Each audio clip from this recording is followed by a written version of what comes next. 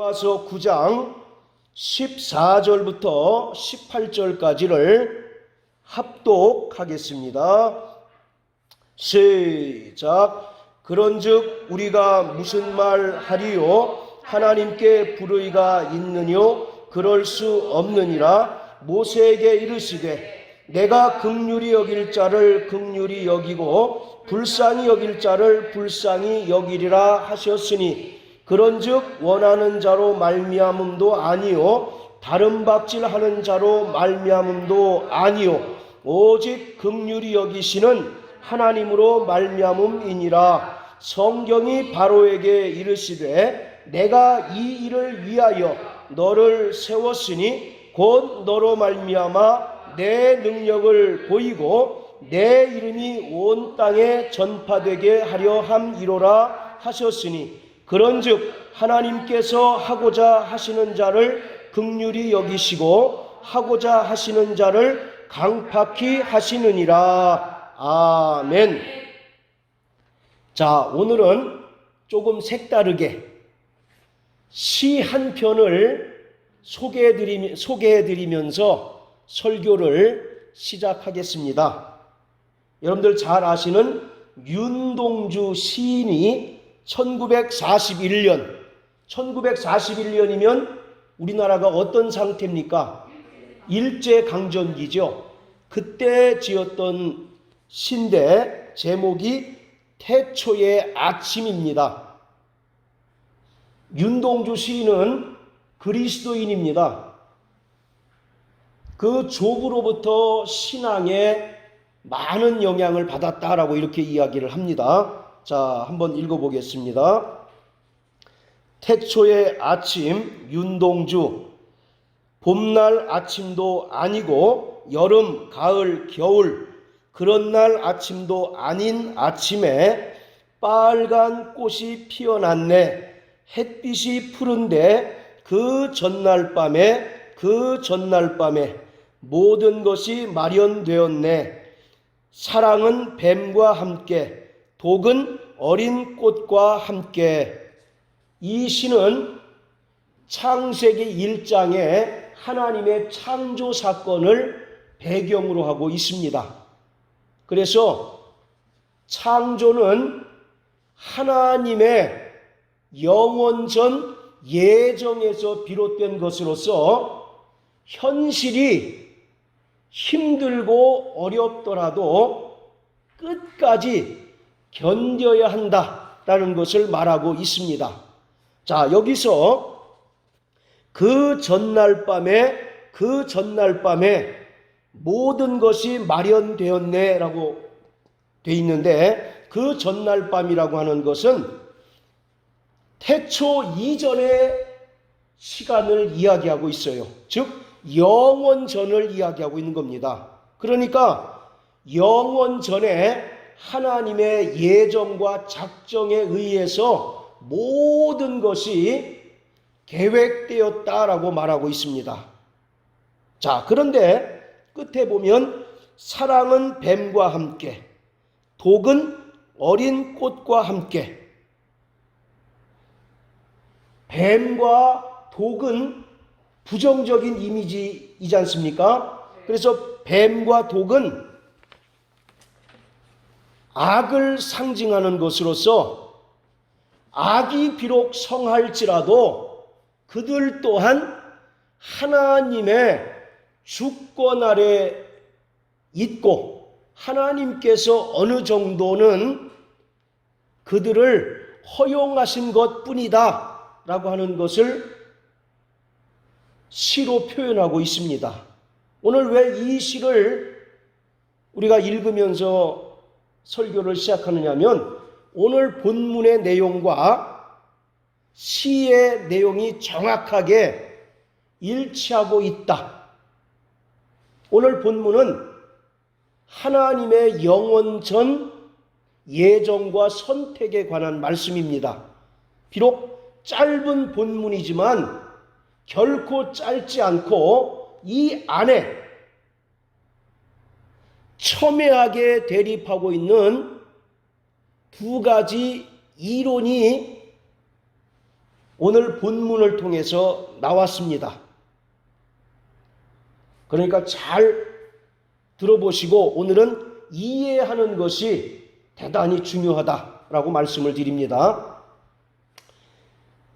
죄인들을 구원하시는 하나님의 영원전 예정으로 인간들의 구원이 시작되었습니다. 하나님께서는 그 마음의 원대로 역사하시는 분이고 성도들은 그 뜻대로 예정을 입어 하나님의 자녀가 되었습니다. 하나님 아버지의 예정을 따라 예수 그리스도가 때가 찬 경륜대로 이 땅에 오셔서 십자가에 달려 피 흘려 죽으심으로써 하나님의 구원을 완성하셨습니다. 자, 우리 에베소서 1장을 다 같이 보시겠습니다.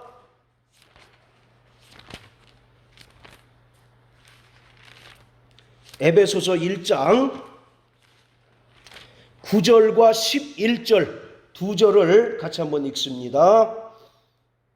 시작.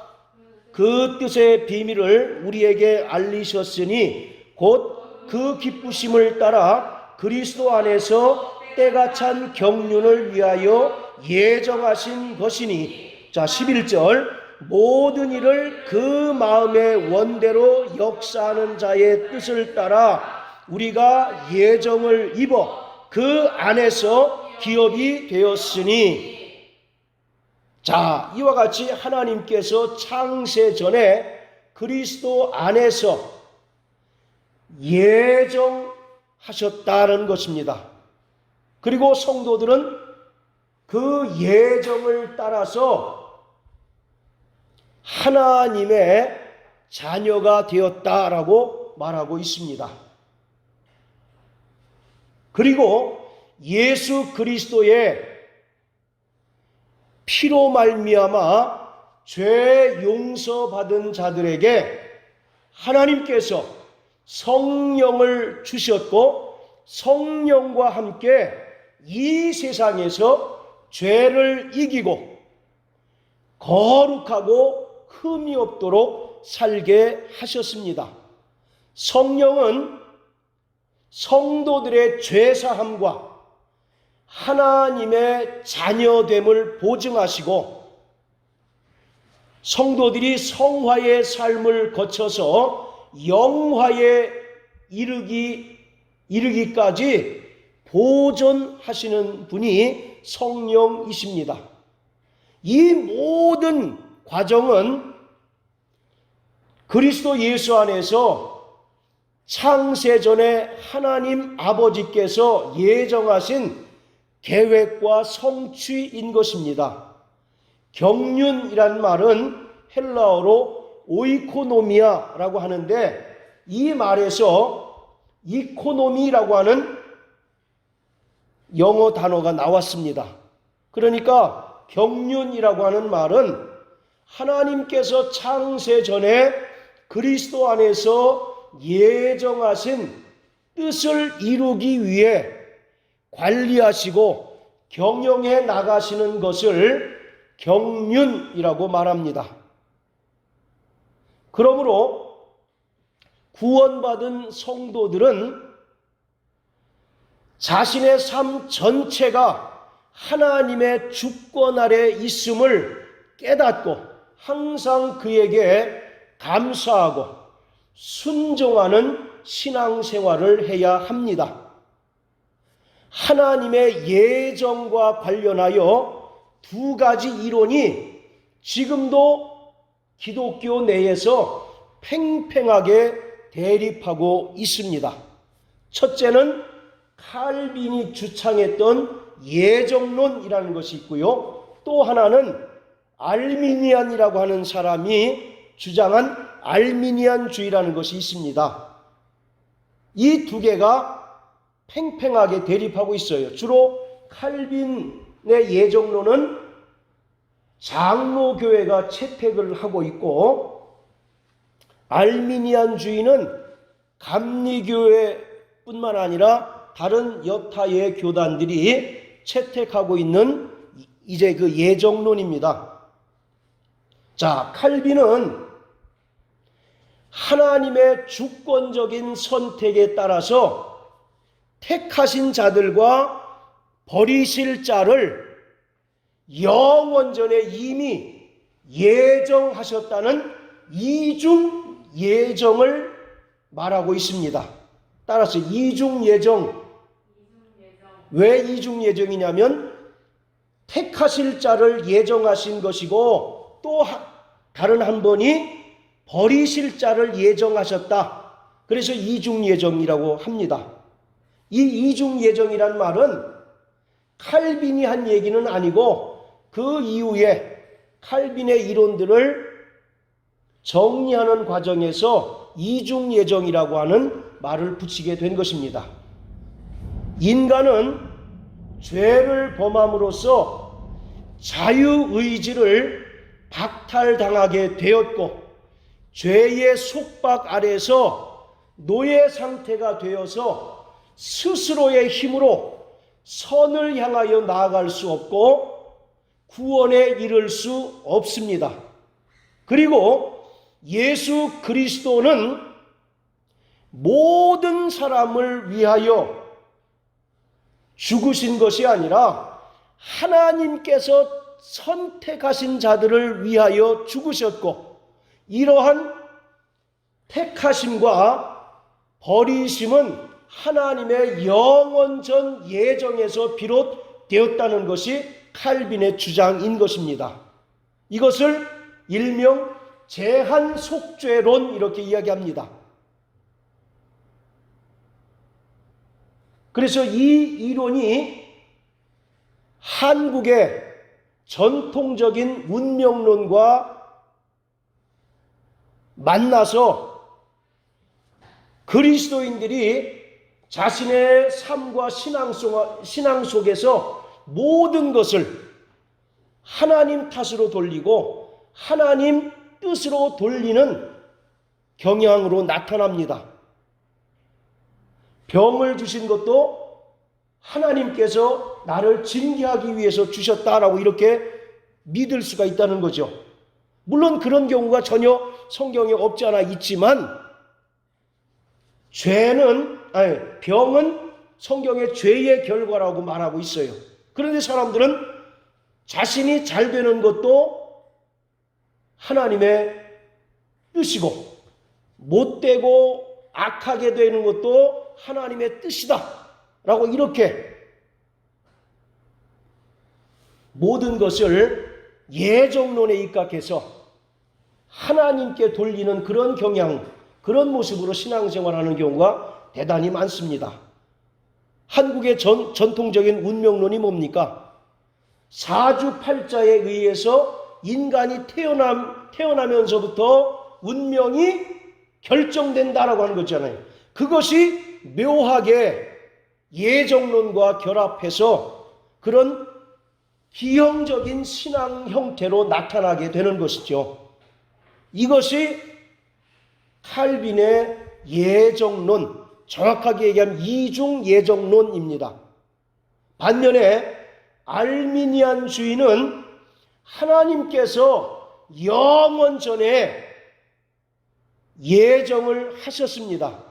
그런데 이 예정은 예수 그리스도를 믿고 신앙으로 끝까지 인내하는 자는 구원을 얻지만 불신자들과 회개치 않는 자들은 영벌에 처한다는 것입니다. 예수 그리스도는 모든 사람들을 위하여 십자가에 달려 죽으셨고 인간은 자기에게 부여된 자유의지에 따라서 그 은혜를 배척할 수도 있고 그 은혜를 믿음으로 받아들임으로써 구원에 이를 수 있습니다. 이것을 보편속죄론 이렇게 얘기합니다. 아까 칼빈의 주장을 제한속죄론, 그러니까 선택된 자들만을 위해서 죽으셨다라고 하는 것이 제한속죄론인 반면에 보편속죄론이라고 하는 것은 예수는 모든 사람들을 위하여 죽으셨고 인간은 자유의지에 따라서 그 은혜를 수용하거나 거부할 수 있고 그 책임을 자신의 영혼이 져야 된다 하는 것이죠. 그래서 보편속죄론은 은혜의 보편성 그리고 인간의 자유의지를 강조하고 있습니다. 이 두 가지 이론이 기독교 내에서 치열하게 대립하고 있습니다. 그리고 이 외에도 소위 자유주의자들이 주장하는 만인 구원론이 있습니다. 여러분들 만인 구원론이 맞습니까? 틀립니까? 틀리죠. 모든 사람들이 다 구원받는다. 성경은 그렇게 얘기합니까? 믿는 자들이 구원받는 신자 구원설을 이제 이야기하고 있죠. 그래서 이 만인 구원설은 크게 주목받지 못하고 있습니다. 어쨌든 하나님의 예정에 관하여 이 두 이론이 첨예하게 대립하고 있어요. 그래서 칼빈의 예정론에 의하면 한 번 구원은 영원한 구원이고 그래서 한 번 은혜 받은 자는 믿음에서 떨어질 수 없다라고 주장을 합니다. 그런데 혹여 신앙생활하다가 시험에 들어서 타락하고 세상에 나간 사람은 애초부터 이 사람은 은혜 받지 않았다라고 이렇게 이야기를 하고 있는 거예요. 상당히 성경적으로 모순이 있다라고 분명히 제가 이제 이야기를 합니다. 분명히 성경은 하나님께서 창세전에 그리스도 안에서 예정하셨고 누구든지 그리스도 안에 거하면 하나님의 자녀로 선택되는 것이고 그러나 자기의 자유의지를 통해서 그 은혜를 거부하게 되면 영벌에 처하게 된다라고 성경은 말하고 있습니다. 자, 다시 로마서 9장으로 돌아가서요. 로마서 9장 1절부터 13절까지는 아브라함의 혈통적 자손으로 태어났다 할지라도 모두 하나님의 약속의 자녀가 아니라 하나님께서 선택하신 자만이 진정한 약속의 자녀가 되어 영원한 구원을 얻을 수 있다라고 말합니다. 그러니까 혈통적 아브라함의 자손, 혈통적 유대인임을 자처하고 자부하는 이스라엘 사람들이 이러한 바울의 주장을 수용하겠습니까? 강력하게 반발하겠습니까? 강력하게 반발하겠죠. 그래서 14절부터 18절까지 해서 바울은 하나님은 절대 불공정하거나 불의한 분이 아니다 라고 단호하게 이야기합니다. 그러면서 19절부터 33절까지 토기장이의 비유를 통해서 지음을 받은 인간이 자기를 창조하신 창조주 하나님께 항의할 수 없다라고 강력하게 경고의 메시지를 하고 있는 것이 9장 전체의 내용입니다. 자, 우리 13절 다 같이 읽어보겠습니다. 시작. 14절 시작. 그런즉 우리가 무슨 말 하리요? 하나님께 불의가 있느뇨? 그럴 수 없느니라.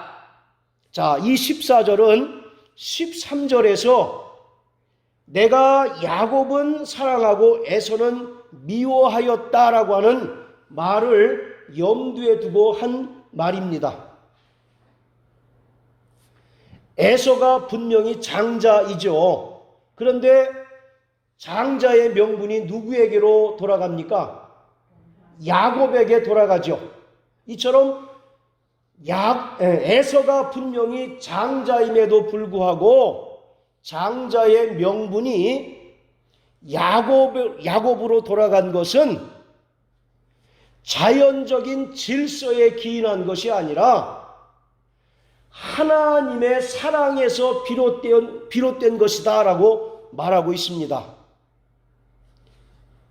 순서에 따르면 누가 장자의 명분을 얻어야 됩니까?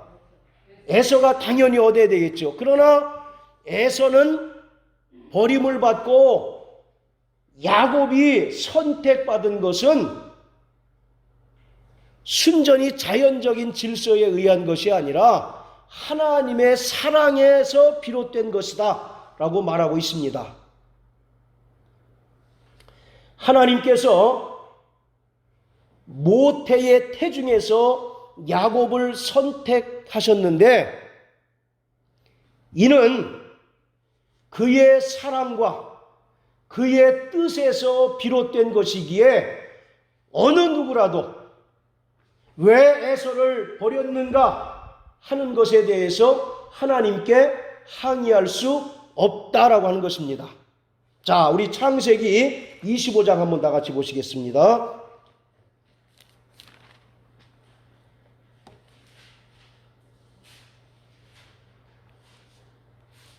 자, 창세기 25장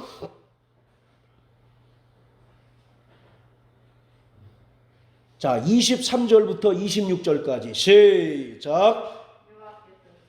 자, 시작. 여호와께서 그에게 이르시되 두 국민이 내 태중에 있구나. 두 국민이 내 복중에서부터 나누이리라. 이 민족이 저 족속보다 강하겠고 큰 자는 어린 자를 섬기리라 하셨더라. 그 해산 기한이 찬즉 태에 쌍둥이가 있었는데 먼저 나온 자는 붉고 전신이 갓옷 같아서 이름을 에서라 하였고 후에 나온 아우는 손으로 에서의 발꿈치를 잡았으므로 그 이름을 야곱이라 하였으며 리브가가 그들을 낳을 때에 이삭이 60세이었더라.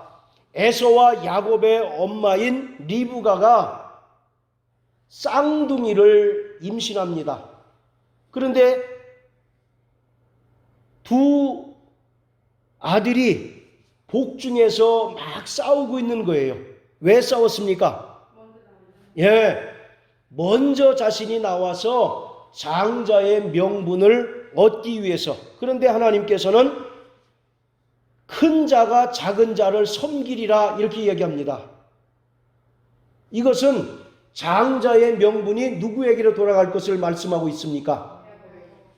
에서가 아니라 야곱에게 돌아갈 것을 말씀하고 있는 거예요. 이처럼 하나님께서 어미의 복중에서 에서를 버리고 야곱을 택하신 것은 하나님의 사랑과 뜻이라는 것입니다.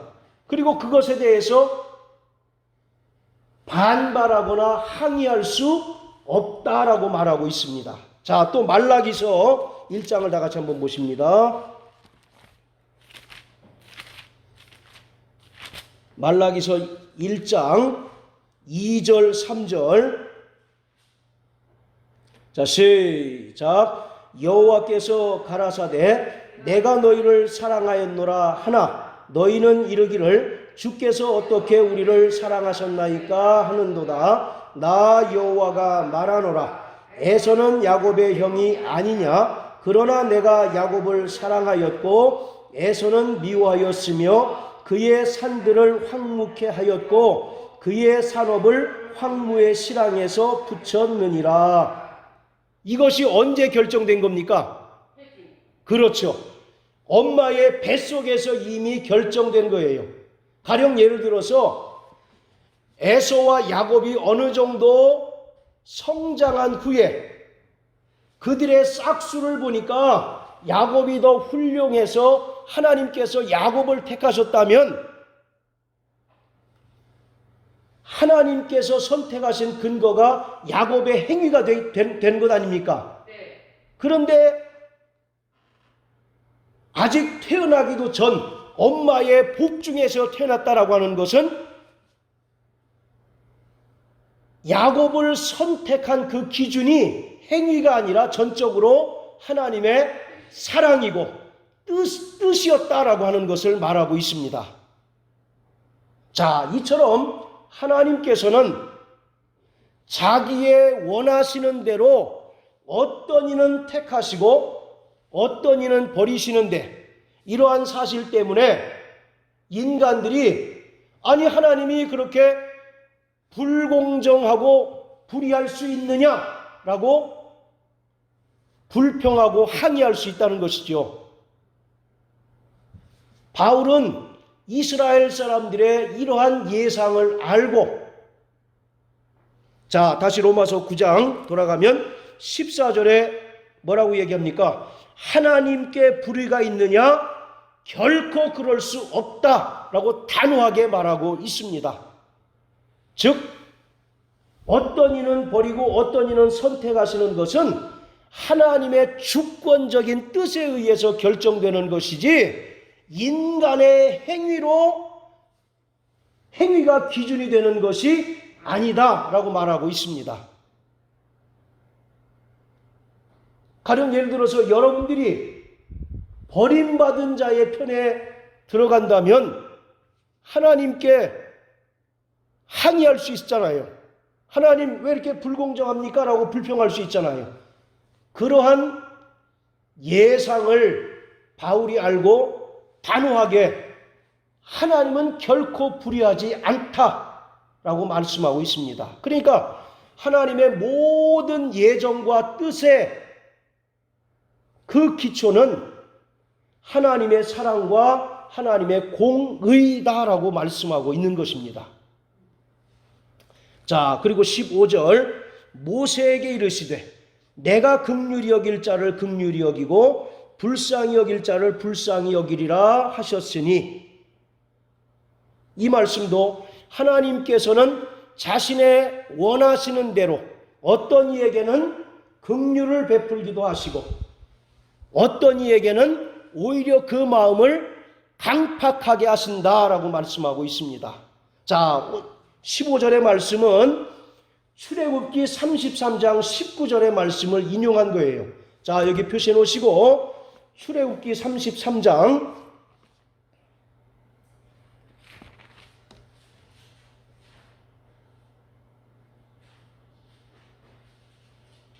자, 좀 긴데 16절부터 19절까지 우리 김 집사님 읽어 주십시오.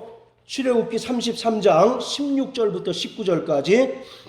나와 주의 백성이 주의 목전에 은총 입은 줄을 무엇으로 말하리까? 주께서 우리와 함께 행하심으로 나와 주의 백성을 천한 만민 중에 구별하심이 아니니까. 여호와께서 모세에게 이르시되 너희 말하는 이 일도 내가 하리니 너는 내 목전에 은총을 입었고 내가 이름으로도 너를 알미니라. 모세가 가로되 원컨대 주의 영광을 내게 보이소서. 여호와께서 가라사대 내가 나의 모든 선한 형상을 내 앞으로 지나게 하고 여호와 이름을 내 앞에 반포하리라. 나는 은혜 줄 자에게 은혜를 주고 긍휼히 여길 자에게 긍휼을 베푸느니라. 아멘. 네. 이 말씀을 바울이 지금 인용한 것이거든요. 그런데 이 출애굽기 33장의 내용은 어떠냐면 모세가 시내산에서 10계명의 두 돌판을 받아가지고 내려옵니다. 그랬더니 그 밑에 있는 이스라엘 백성들이 우상을 숭배하니까 모세가 두 돌판을 깨뜨리고 또 하나님께서 그들을 향하여 벌을 내리시려고 할 때 모세가 간절하게 하나님께 그 죄의 용서를 구합니다. 그리고 나서 모세가 이제 하나님께 질문하는 내용이에요. 애굽을 벌하신 분이 왜 이스라엘을 벌하지 않습니까? 그 근거를 내게 보여주십시오 라고 이렇게 요청합니다. 그에 대한 답이 뭐냐면 19절에 나는 은혜 줄 자에게 은혜를 주고 긍휼히 여길 자에게 긍휼을 베푼다 라고 이렇게 답하고 있는 겁니다. 이 말씀은 즉 하나님께서는 자존자 스스로 있는 분이시기 때문에 외부의 환경이나 조건에 구애받지 않고 스스로 뜻을 정하시고 그 뜻을 이루어 가시는 분이다라는 것입니다. 그러기에 하나님의 구원은 인간의 노력이나 공력에 의한 것이 아니라 철저하게 하나님의 은혜를 기반으로 하고 있다라고 말하고 있습니다. 오늘 우리가 구원받은 것 생각해 보세요. 내가 구원받을 만한 자격이 있기 때문에 은혜 받은 자가 있습니까? 내가 하나님께 긍휼히 여김을 받을 자격이 있어서 긍휼을 받을 자는 아무도 없어요. 모두 다 로마서 3장 10절의 말씀처럼 모두 다 죄인이고 모두 다 지옥 형벌을 면키 어려운 자들 뿐이었어요. 그러나 하나님께서 은혜로 예수 그리스도를 이 땅에 보내주셔서 그가 십자가에 달리셔서 흘리신 피로써 우리의 모든 죄를 속량하시고 그 은혜를 믿는 자들을 구원하시고 하나님의 자녀 삼아주신 것이죠. 그래서 철저하게 하나님의 은혜는 인간의 노력이나 공력이 개입되지 않고 전적으로 하나님의 무조건적인 사랑을 기반으로 하고 있는 선물이다 라고 하는 것을 바울이 강조하고 있습니다.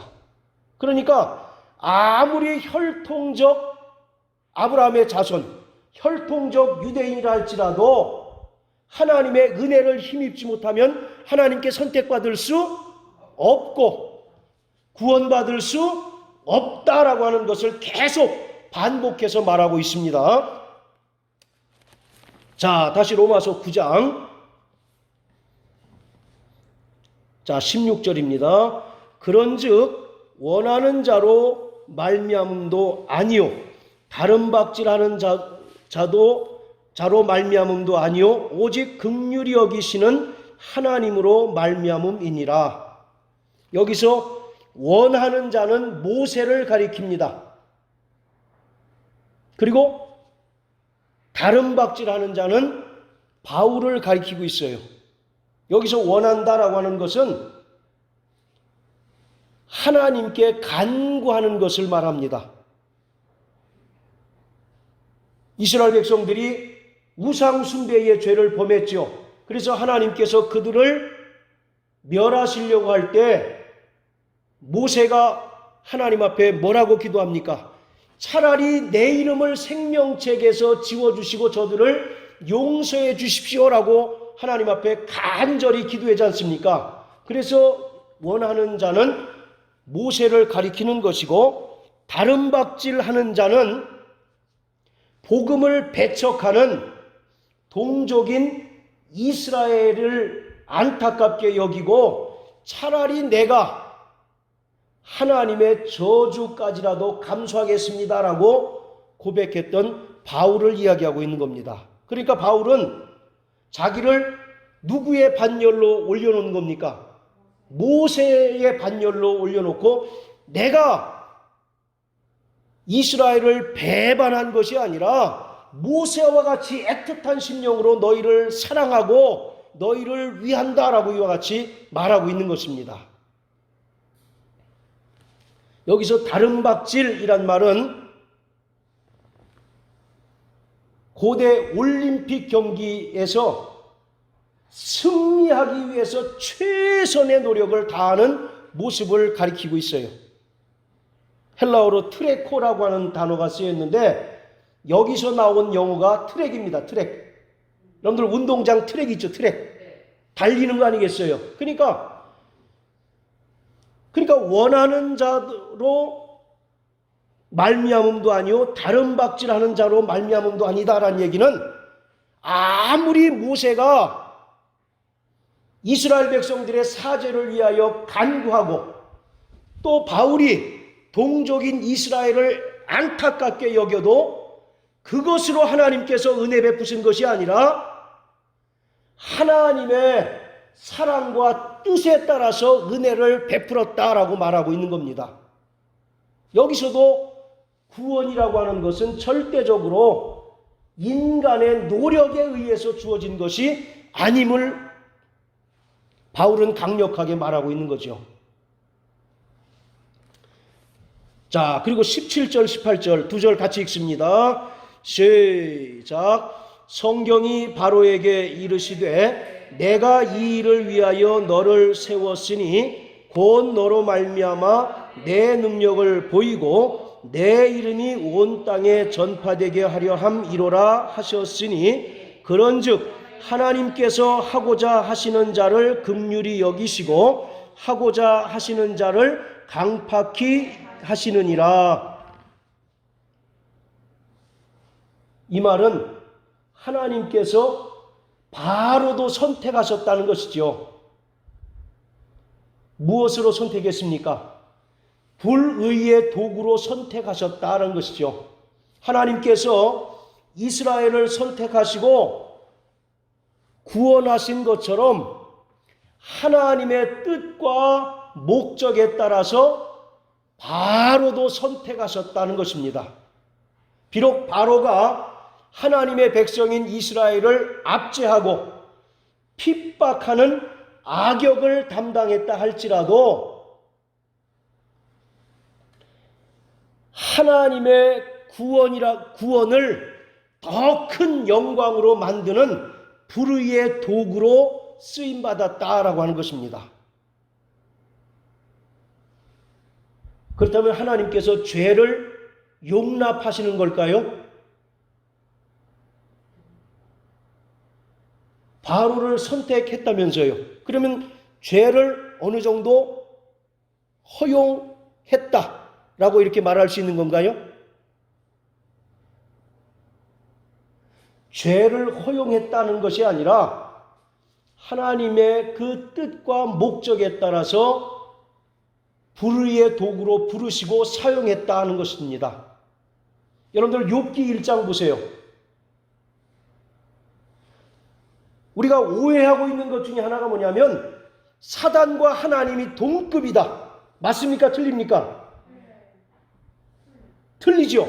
그런데 마치 하나님과 사단이 싸우는 것처럼 성경을 이해하는 사람들이 대단히 많습니다. 급이 다르죠. 하나님은 창조주이시고 사단은 하나님의 피조물에 불과한 것 아니겠어요? 그런데 어떻게 창조주와 피조물이 싸웁니까? 이 사단도 하나님의 종이에요. 종. 불의의 도구입니다. 그래서 욥기서에 보면 하나님께서 욥을 시험하기 위해서 사단을 사용하시잖아요.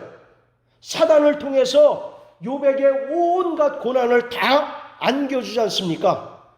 그와 같이 하나님께서 죄를 용납하셨다는 것이 아니라 그 목적에 따라서 불의의 도구로 부르시고 사용한 것이다. 아까 처음에 우리 태초의 아침이라는 시 읽었죠. 거기에 보면 뱀 얘기 나오고 독 이야기 나오잖아요. 그것이 죄를 용인하고 허락한 것이 아니라 그들 나름의 악역을 감당하도록 부르시고 택하셨다라고 하는 것을 말하고 있는 겁니다. 그리고 구약에서 이스라엘을 핍박하는 나라들 있잖아요. 아수르, 바벨론, 그 다음에 바사, 헬라, 로마. 다니엘서에 보면 느부갓네살이 꿈에 이제 큰 금신상을 보지 않습니까? 그 금신상이 결국 누굴 얘기하느냐? 바벨론, 바사, 헬라, 로마를 가리키는데 이 네 나라의 공통점이 뭡니까? 전부 이스라엘을 핍박하고 이스라엘을 괴롭혔던 그런 나라 아니겠어요? 그런데 성경은 그러한 악역을 담당하는 자들조차도 하나님께서 당신의 도구와 종으로 삼으셨다라고 말씀하고 있습니다. 자, 우리 이사야서 10장 한번 보십니다.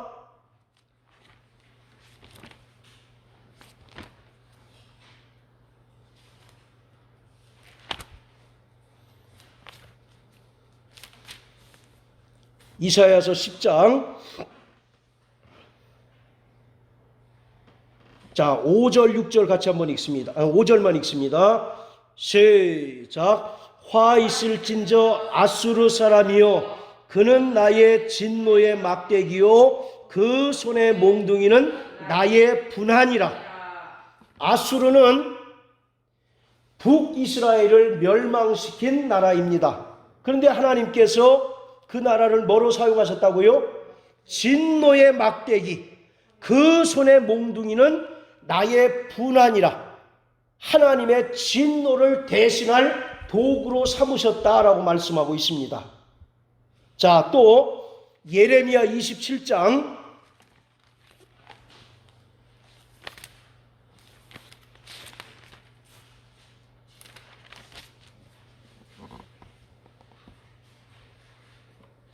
(6절입니다) 시작. 이제 내가 이 모든 땅을 내 종 바벨론 왕 느부갓네살의 손에 주고 또 들짐승들을 그에게 주어서 부리게 하였나니. 바벨론의 느부갓네살 왕을 하나님께서 뭐라고 지칭합니까? 내 종. 아니, 모세가 하나님의 종 아니에요. 그런데 남유다를 멸망시킨 바벨론 왕 느부갓네살을 향하여 하나님께서 내 종 바벨론 왕 느부갓네살 이렇게 이야기합니다. 그를 불의의 도구로 하나님의 뜻에 따라 삼으셨다는 것이죠. 자, 보세요. 하나님께서 이스라엘을 택하시고 사랑하신 것은 하나님의 주권적인 선택에 의한 것입니다. 자, 인정하시면 아멘 하세요. 자, 그와 정반대의 경우를 생각해 보세요. 바로, 그리고 아수르, 바벨론과 같은 그러한 나라도 하나님께서 선택하시고 그들을 사용하셨다라고 하는 겁니다. 이스라엘을 의의 도구로 하나님의 자녀로 선택하셨다면 아수르와 바벨론 그리고 구약의 이스라엘을 핍박하고 압제하던 모든 나라들을 불의의 도구로 하나님의 뜻에 따라 선택하셨다는 것이죠.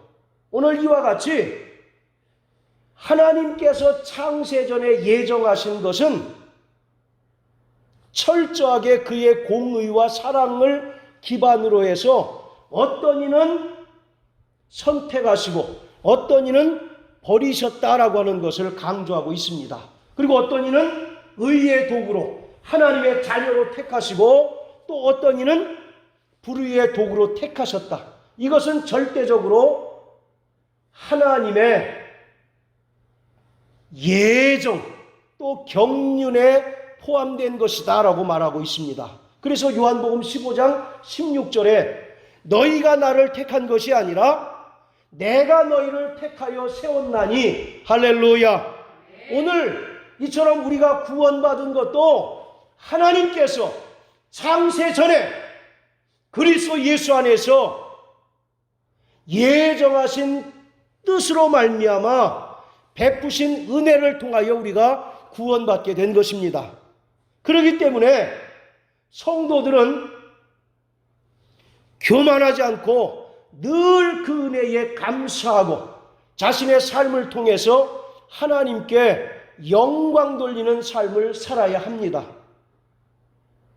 뿐만 아니라 오늘 우리에게 분명한 믿음이 있어야 되는데 그 믿음이라고 하는 것은 하나님께서 창세전에 그리스도 안에서 우리를 하나님의 자녀로 택하시고 예정하셨다는 분명한 믿음이 있게 되시길 주의 이름으로 축원합니다.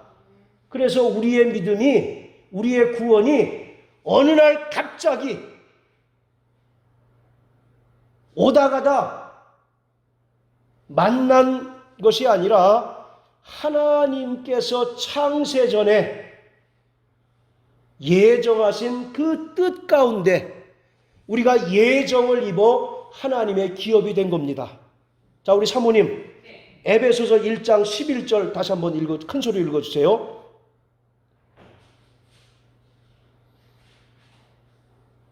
모든 일을 그 마음의 원대로 역사하시는 자의 뜻을 따라 우리가 예정을 입어 그 안에서 기업이 되었으니. 예, 하나님은 어떤 분이시라고요? 그 마음의 원대로 역사하시는 분이에요. 외부의 환경이나 조건에 따라서 갈짓자를 걷는 분이 아니라 스스로 뜻을 정하시고 그 뜻대로 역사하시는 분입니다. 그런데 오늘 구원받은 저와 여러분들은 그 뜻을 따라 예정을 입었다라고 말하고 있어요. 그래서 그 결과가 뭐냐? 하나님의 기업, 즉 하나님의 나라를 상속받을 후사, 하나님의 자녀가 되었다라고 성경은 말하고 있습니다. 할렐루야. 네. 오늘 이와 같이 우리의 구원은 어쩌다가 우연히 주신 선물이 아니라 하나님께서 이렇게 구체적으로 계획하시고 뜻을 이루시는 가운데 우리가 그 은혜를 믿음으로 얻게 된 대단히 귀한 구원인 것을 성경은 우리에게 분명히 말씀하고 있습니다. 그것을 입증하기 위해 우리에게 성령을 보내주셨고 성령이 우리 안에 내주하고 계신 것입니다.